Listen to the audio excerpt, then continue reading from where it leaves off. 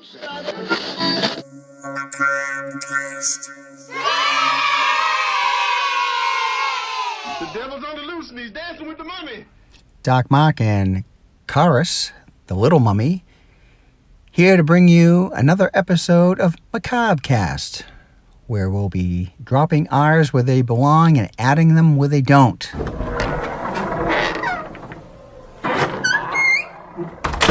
Welcome back, Chorus. Nice to see you again.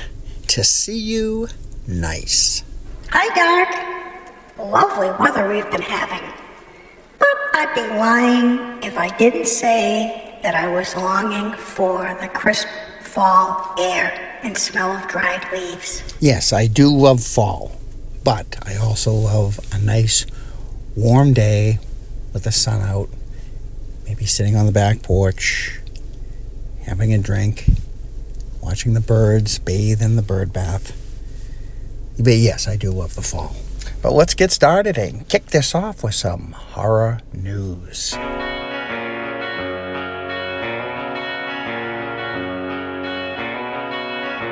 Robert Englund and John Carpenter will be receiving their star on the Hollywood Walk of Fame. Well, it's about time for both of those gentlemen, I must say. A Quiet Place Day 1 has been out since Friday, June 28th. Someone will have to let me know what they think. I'm curious, where it is somewhat of a prequel. Longlegs, the long-anticipated FBI serial killer cat and mouse, will be releasing to Blu-ray only 2 months after theaters, which is good for people like me who don't tend to see everything that comes out in the theaters these days. And that's it for horror news. She said,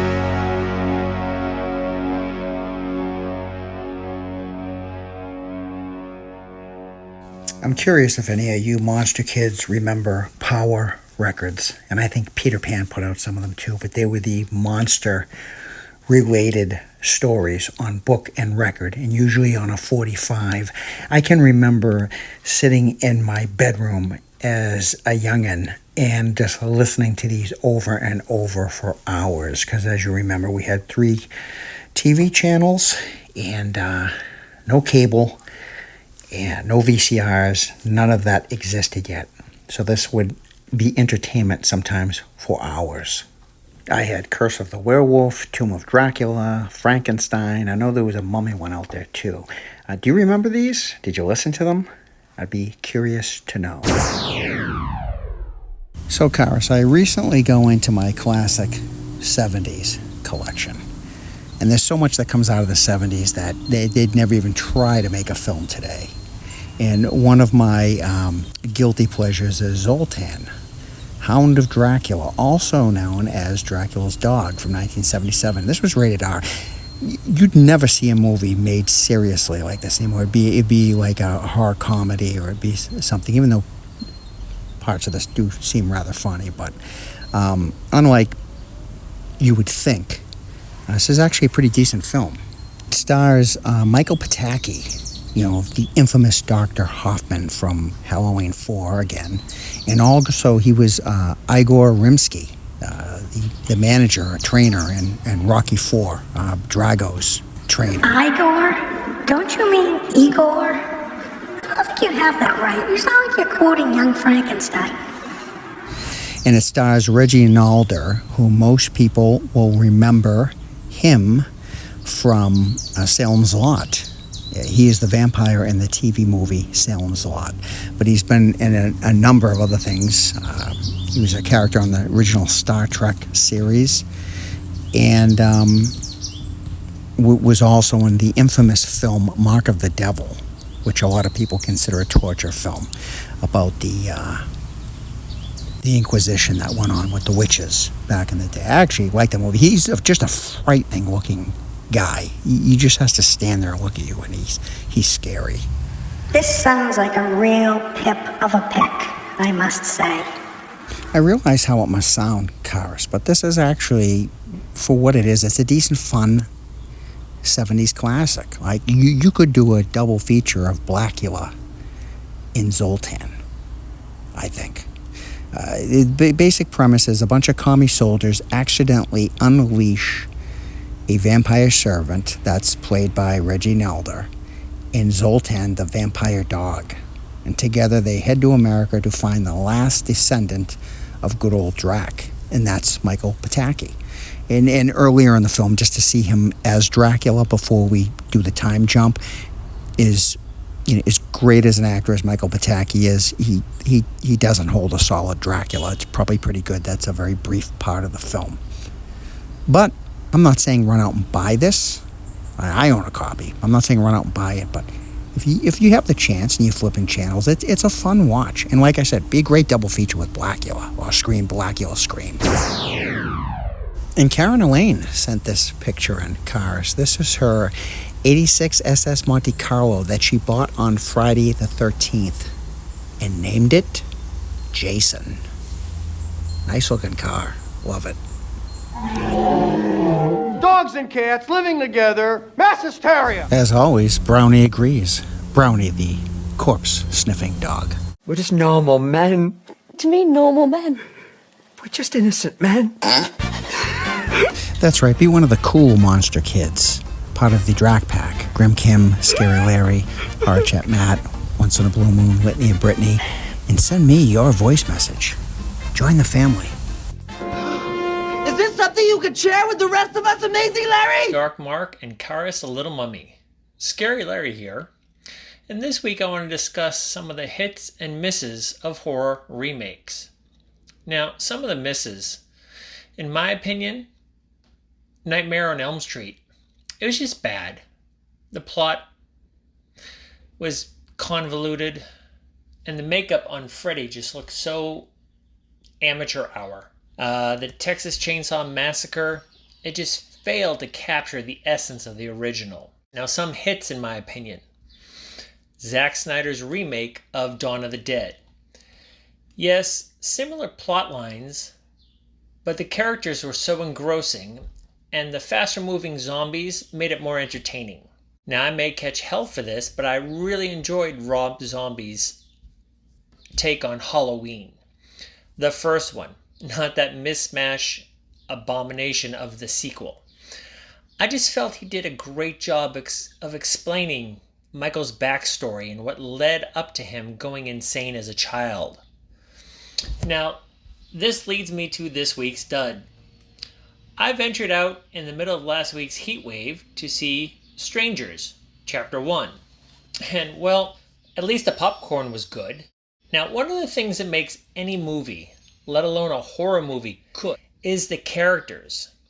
If you can empathize with the characters, the movie has a halfway good chance of being decent. And in this remake, I couldn't find any redeeming qualities of the main characters to cheer them on.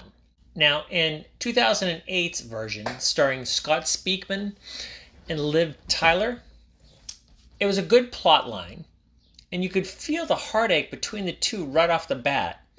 You know, they're coming from the happy event of a wedding where their own relationship is on the brink of collapse.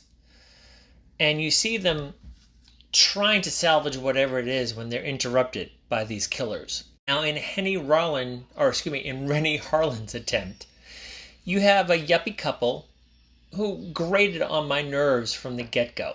They must stress that the woman, Maya, is a devout vegetarian because, you know, she cares what goes into her body, except all the drinking and smoking dope.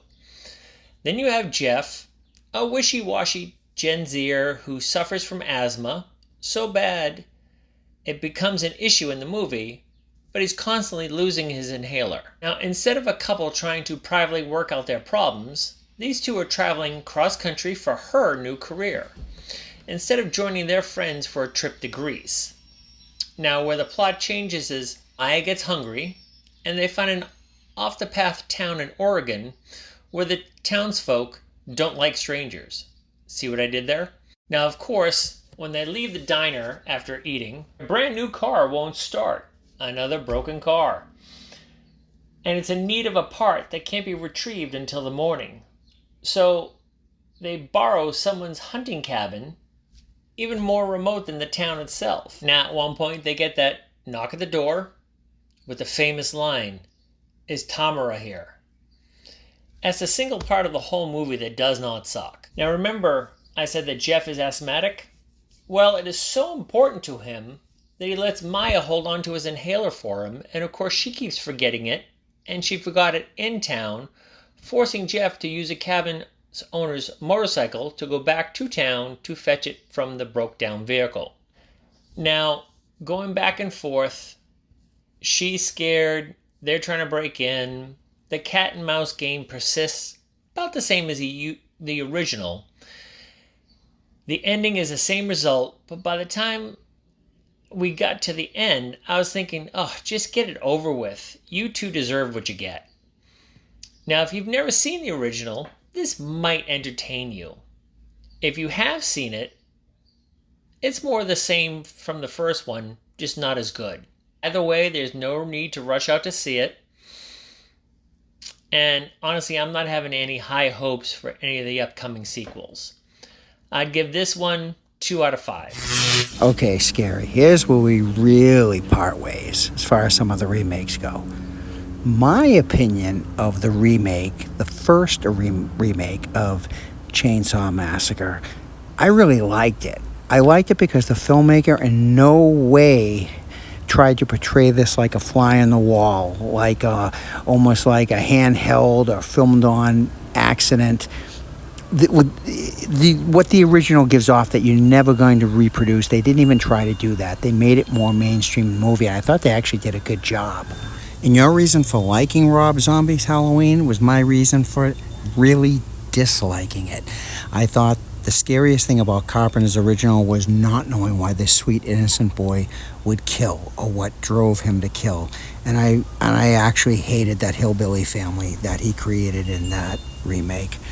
But that's what this show has always been about, right? Everybody's got their opinions. Everyone has their likes and dislikes. Agree to disagree.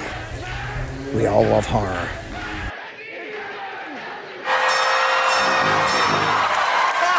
You look like you're having fun. So, Karis, the other film I pulled out of my 70s collection was The Legend of the Seven Golden Vampires from 1974.